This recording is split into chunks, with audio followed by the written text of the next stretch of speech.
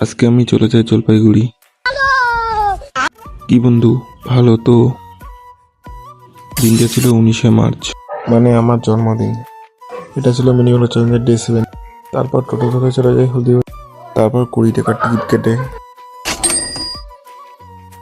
উঠে পড়ি ট্রেনে।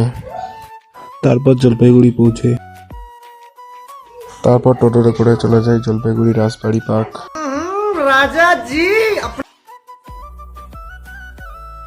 তারপর কেক কেটে সবাইকে খাইয়ে দেই।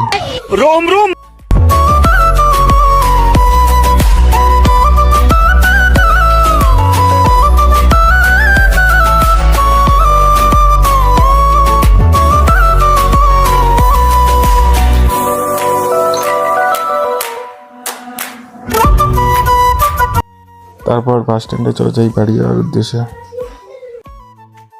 তারপর বাস থেকে নেমে টোটোতে করে চলে আসি বাড়ি। ব্লগ শেষ, আজকে আমরা টাটা।